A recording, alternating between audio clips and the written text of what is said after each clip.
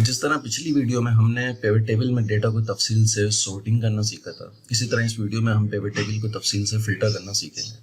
हो सकता है कि आपके पास एक बहुत बड़ा डेटा हो जिसमें से आप एक मखसूस हिस्से को फोकस करना चाहते हो, तो आप इस काम के लिए पिवट टेबल के फिल्टर्स को इस्तेमाल कर सकते हैं। पिवट टेबल में डेटा को फिल्टर करने के कई तरीके होते हैं, जिसमें से एक तरीका स्लाइसर के जरिए डेटा को फिल्टर करना होता है, जिसे हम अगली वीडियो में सीखेंगे। इसके अलावा हम report filter, manually filter, label filter और value filter, date filter, top 10 filter और टाइमलाइन फिल्टर्स को इस वीडियो में सीखेंगे। अब हम इसी डेटा पर आते हैं जिस पर हमने पिछली वीडियो में काम करा था, और इसमें हमने sales person wise, state wise और मंथ वाइज सेल्स डेटा को समराइज किया था। सबसे पहले मैं रिपोर्ट फिल्टर की बात करूंगा। इसमें हम किसी भी फील्ड्स को फिल्टर के लिए असाइन करते हैं, जिसके जरिए हम अपनी पिवट टेबल को इस फील्ड की वैल्यू की बुनियाद पर तब्दील कर सकते हैं। सबसे पहले मैं यहाँ पे, जैसे ये स्ट्रेट है मेरे पास रो के एरिया में, तो यहाँ पे मैं इस स्ट्रेट को उठा के फिल्टर के एरिया में ले आऊँगा। ये हमारा रिपोर्ट फिल्टर कहलाता है।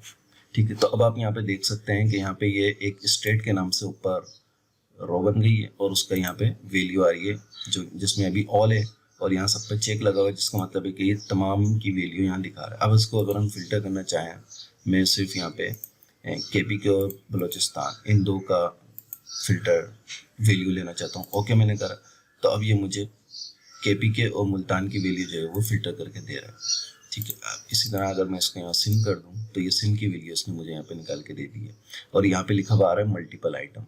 इसके अंदर मसला क्या होता है कि फॉर एग्जाम्पल अगर ये वन मैंने अभी KPK का लिया तो एक फिल्टर लगाया है, तो यहाँ पे मुझे शो कर रहा है KPK, लेकिन जैसे मैं यहाँ पे कोई दूसरा फिल्टर भी लगाता हूँ तो यहाँ पे अब मेरे को ये शो नहीं कर रहा कि ये जो वैल्यू आ रही है ये किस स्टेट की वैल्यू आ रही है, किन किन स्टेट्स की। बस मल्टीपल आइटम है, चाहे इसमें 2 आइटम हो या 2 से ज़्यादा आइटम हो, तो ये इस फिल्टर के अंदर थोड़ा सा इशू आता है। तो इस तरीके कार को हम कहते हैं रिपोर्ट फिल्टर। अब मैं मैनुअल फिल्टर की बात करता हूँ कि हम मैनुअली फिल्टरिंग कैसे कर सकते हैं। इसके लिए मैं स्टेट की फील्ड को जो मैंने ड्रैग करके लेके गया था ऊपर, इसको दोबारा रो में लेके आता हूँ मैं। अब मैनुअली फिल्टर करने के लिए सबसे पहले मैं कॉलम लेबल या रो लेबल के एरो को इस्तेमाल करूँगा। ठीक है, ये जो ऊपर इसके एरो लगे हुए हैं इनको इस्तेमाल करूँगा। फर्ज करें कि यहाँ पर मैं जो जनवरी, फरवरी, मार्च है, इसमें से मैं फरवरी के महीने का डेटा जो है वो एनालाइज करना चाहता हूँ। मंथ की फील्ड की वैल्यू को फिल्टर करने की ज़रूरत पड़ेगी अब मुझे यहाँ पे। ठीक है, यानी मैं चाहता हूँ कि सिर्फ फरवरी का जो डेटा है उसके एतबार से मैं इसको फिल्टर कर सकूँ। तो अब ये जो हमारे पास ये जनवरी, फरवरी, मार्च मंथ की फील्ड है, ये मंथ की फील्ड हमारे पास यहाँ पे कॉलम में आ रही है, ठीक है, जो कि कॉलम लेबल के अंदर होगी। तो अब उसके लिए मैं यहाँ पे सबसे पहले कॉलम लेबल के एरो पे जो है वो जो यहाँ पे आइकॉन बना हुआ है इस पर क्लिक करूँगा। अब आप यहाँ देख सकते हैं कि यहाँ पे एक सर्च बॉक्स है। ठीक है, ये फिल्टर का और ऑप्शन है जिस पे बाद में बात करते हैं। ये सर्च बॉक्स है, यानी आपके पास अगर हो सकता है कि मेरे पास तो सिर्फ जनवरी, फरवरी, मार्च 3 वैल्यू यहाँ पे हैं, जो कि मैं आपको सिर्फ टेस्ट करने के लिए दिखा रहा हूँ। यहाँ पे आपके पास बहुत सारी लिस्ट भी हो सकती है, तो आप यहाँ पे सिंपल आप इसको यहाँ सर्च करेंगे तो ये यहाँ पे इस तरह फरवरी आपने सर्च करा, तो अगर यहाँ पे 100 फील्ड्स भी होती हैं तो 100 फील्ड्स में से आपको आपकी जो मतलूबा फील्ड होगी वो यहाँ पे सर्च करने पे मिल जाएगी। तो एक इसमें ये फीचर होता है।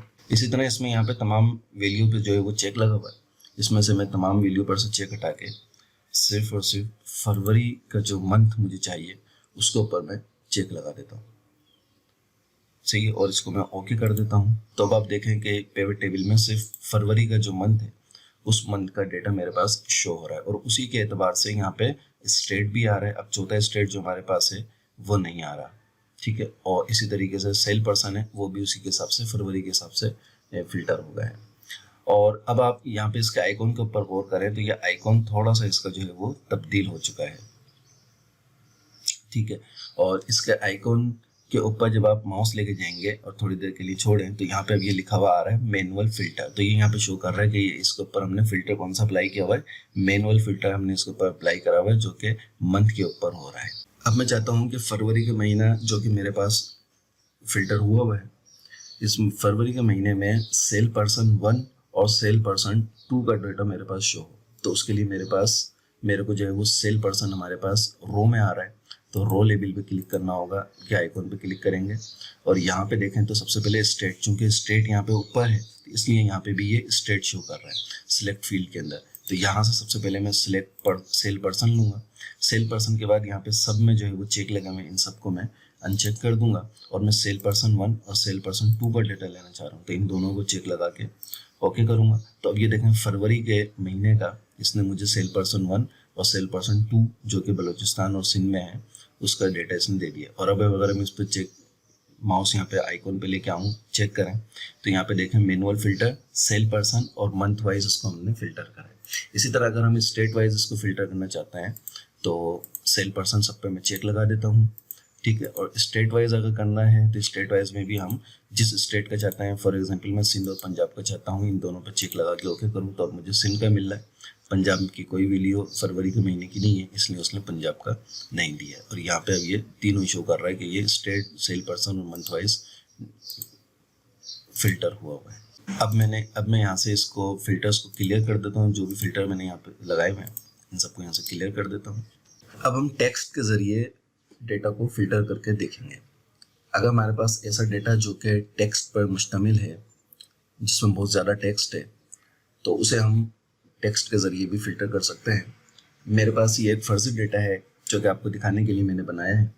इसमें एम्प्लॉय के नाम है, एम्प्लॉय की आईडी है, एम्प्लॉय का डिपार्टमेंट है, उसका डेजिग्नेशन है, फिर उसका जेंडर है और उसकी हायर डेट है, यानी किस तारीख को उसको जो है कंपनी में हायर किया गया था, ठीक है।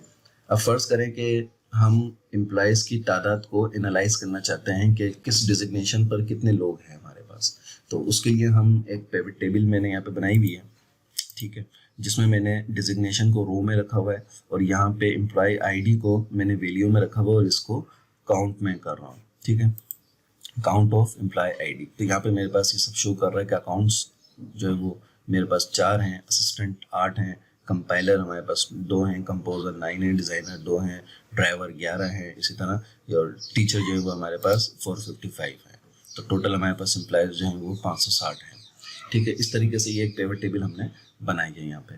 तो अब इसके अंदर हम देखते हैं कि किस तरीके से हम इसमें फिल्टरिंग बाय टेक्स्ट कर सकते हैं। अब आप यहाँ पे देखें कि मेरे पास यहाँ पे हेड ऑफ अकाउंट्स डिपार्टमेंट, इसी तरह head of marketing, head of teacher और हेड ऑफ जनरल डिपार्टमेंट। तो ये मेरे पास हेड के नाम से 4 आ रहे हैं। आपके पास एक बहुत बड़ी लिस्ट हो सकती है जिसके अंदर इस तरीके से मिलते जुलते बहुत सारे नाम हो। तो अब ये तो सिर्फ 4 हैं मेरे पास जो कि फर्जी हैं। तो अब मैं इसमें ये सर्च करना चाहता हूँ बाय टेक्स्ट के मेरे पास जो ये लिस्ट है, इस लिस्ट के अंदर हेड के नाम के कितने जो है वो डिपार्टमेंट, कितने रो यहाँ पे शो होंगी, ठीक है। तो उसके लिए सबसे पहले मैं रो लेबल में आऊँगा और रो लेबल में आके मैं लेबल फिल्टर में आऊँगा। लेबल फिल्टर में फिर ये जो ऑप्शंस आ रहे हैं ये तमाम वो ऑप्शंस हैं जो हमारे को नॉर्मल जो है वो कंडीशनल फॉर्मेटिंग में हम इस्तेमाल करते हैं, ये वो ऑप्शन है। तो यहाँ पे हम इसको अपनी ज़रूरत के मुताबिक जो भी हो उसके मुताबिक हम इसको इस्तेमाल कर सकते हैं। तो मैं यहाँ पे सबसे पहले कंटेंट पे आऊँगा, कंटेंट के ऑप्शन को मैं यहाँ पे इस्तेमाल करूँगा और कंटेंट पर मैं यहाँ पे जो है वो लेबल फिल्टर और डिजिग्नेशन मेरे पास आ गया है। यहाँ पे मैं इसको कंटेंट करूँगा कि हेड, यहाँ पे मैंने हेड लिख दिया, ठीक है, और इसके बाद मैं उसको ओके करूँगा। तो अब आप देखें कि इसने हमें वो तमाम ओहदे, वो तमाम डेजिग्नेशन फिल्टर करके दे दिए हैं जिसके शुरू में जो है वो हेड का वर्ड जो है वो आ रहा था। और इसी तरह अगर आप रो, इसका फिल्टर आइकन चेंज हो गया, इस पर अब आप आ जाएँ तो ये यहाँ पे देखें हमें इसको फिल्टर को भी शो कर रहा है कि कौन सा फिल्टर हमने लगाया हुआ है। लेबल फिल्टर हमने लगाया है जो कि डेजिग्नेशन कंटेंस हेड पर है, हेड का फिल्टर हमने इसमें लगाया हुआ है कि जो भी वर्ड हेड से मिलता जुलता हो उसको यहाँ पे शो करो। अब हम वैल्यू के ज़रिए फ़िल्टर करके देखते हैं। फ़र्ज़ करें कि आप इस डेटा में से फ़िल्टर करना चाहते हैं उन एम्प्लॉइज़ को जिनकी तादाद 30 से ज़्यादा है, तो उसके लिए हमें यहाँ पे वैल्यू फ़िल्टर जो है उसको इस्तेमाल करना होगा। तो उसके लिए सबसे पहले मैं रो लेबल में आता हूँ और रो लेबल में मैं वैल्यू फ़िल्टर में आऊँगा। वैल्यू फ़िल्टर में मैं यहाँ पे चाहता हूँ कि जो 30 या 30 से ज़्यादा है, तो यहाँ पे आप अपनी रिक्वायरमेंट के हिसाब से ऑप्शन इस्तेमाल कर सकते हैं। मैं यहाँ पे ग्रेटर देन और इक्वल टू को यूज़ करूँगा। जैसे इस पर क्लिक करा, वैल्यू फ़िल्टर का जो है मेरे पास विंडो अपेयर हुई। इसमें यहाँ काउंट ऑफ एम्प्लॉय आईडी, यहाँ पे इसको ऑप्शन चेंज कर सकते हैं, मैं यहीं रहने देता हूँ और यहाँ पे मैं 30 करूँगा कि मैं 30 से बड़े या 30 के बराबर चाहता हूँ। तो इसको ओके करूँगा तो ये देखें सेलमैन हमारे पास 34 है, टीचर्स हमारे पास 455 यानी 455 है, तो ये हमने इस तरीके से वीडियो के एतबार से भी इसको फ़िल्टर कर सकते हैं। अब इसको मैं क्लियर कर देता हूँ। अब हम डेट फ़िल्टर की बात करते हैं कि डेट फ़िल्टर किस तरह यूज़ किया जाता है। फ़र्ज़ करें कि आप इस डेटा में से फ़िल्टर करना चाहते हैं उन एम्प्लॉइज़ को जिन्हें हमने 2018 में हायर किया था, तो उसके लिए हमें डेट फ़िल्टर को इस्तेमाल करना होगा। तो डेट फ़िल्टर को इस्तेमाल करने के लिए सबसे पहले इस डेटा के अंदर, इस टेबल के अंदर मुझे डेट को ऐड करना होगा। तो यहाँ से मैं हायर डेट को रोज़ के अंदर ऐड कर रहा हूँ, ठीक है। और यहाँ पे इसको मैं अनग्रुप कर देता हूँ। ये ग्रुप अनग्रुप जो है ये अगली वीडियो में आपको बताऊँगा डिटेल से। तो इसको मैंने अनग्रुप कर दिया। अब यहाँ पे मैं आऊँ और यहाँ पे डेट के ऊपर क्लिक करें। यहाँ पे अब हम आएँ तो देखें ये डेट फ़िल्टर जो है हमारे पास अपेयर हो रहा है। डेट फ़िल्टर के अंदर मज़ीद बहुत सारे ऑप्शन इसके अंदर आ रहे हैं, वो अपनी रिक्वायरमेंट के हिसाब से इसको इस्तेमाल कर सकता है। मैं यहाँ पे बिटवीन जो है इसको यूज़ करूँगा। तो यहाँ पे मैंने बिटवीन को लिया। यहाँ से भी आप ऑप्शन बाद में चेंज कर सकते हैं। बिटवीन के बाद अब यहाँ पे मैं इस आइकन पे क्लिक करूँ तो कैलेंडर आएगा। यहाँ पर मैं कैलेंडर के से जो है वो डेट ले सकता हूँ और ख़ुद भी लिख सकता हूँ। यहाँ पे मैं डेट ले रहा हूँ कि 1/4/2018 से लेके 1/4/2019 तक के डेट। 1/4 यानी 1 अप्रैल 2018 से लेकर अप्रैल 2019 तक की जो डेट है उसके दरमियान जितने हैं वो मुझे काउंट करके देगा ये। तो इसको ओके करता हूँ तो इसने मुझे यहाँ पे देखा काउंट करके दे दिया है। टोटल मेरे पास 36 लोग हैं जो कि इस डेट के दरमियान, जो मैंने इसको डेट दी थी इसके दरमियान ये आए हैं। इसी तरह हम इसको क्वार्टर के एतबार से भी कर सकते हैं। इसको मैं यहाँ पे डेट को राइट क्लिक करके ग्रुप में आऊँ और यहाँ पे इसको मैं क्वार्टर कर दूँ, मंथ हटा दूँ, ओके करूँ, तो अब ये क्वार्टर में मुझे इसको शो करके दे रहा है। अब इसी तरीके से मैं अगर इसको हायर डेट को कॉलम के अंदर लेके जाऊँ तो अब यहाँ पे देखें कि इसने मुझे कॉलम के अंदर अलग अलग इसने जो है वो शो करके दे दिया है। Q2 के अंदर ये तमाम लोग जो है हमारे पास Q2 के अंदर। अगर मैं थोड़ी सी डेट को बढ़ा देता हूँ, यहाँ पे डेट फिल्टर में जाके बिटवीन में यहाँ डेट को मैं 2020 कर देता हूँ। अब देखें तो यहाँ पे इसने हमें देखें कॉलम जो है वो बढ़ा दिए कि Q1 में इतना है, Q2 में इतने आए हैं, ये Q3 में फला जो डिजिग्नेशन है वो इतने हायर किए गए हैं फला, और Q4 के अंदर ये डिजिग्नेशन इतना हायर किए गए। तो इस तरीके से हम इसके अंदर डेट फिल्टर को भी यूज़ कर सकते हैं। अब मैं इसको क्लियर कर देता हूँ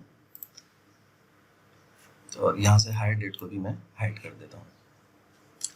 अब हम बात करते हैं टॉप 10 फिल्टर की। फेवरेट टेबल में हम टॉप 10 फिल्टर को यूज़ करते हुए कुछ टॉप की या कुछ बटन की वैल्यूज़ को भी शो कर सकते हैं।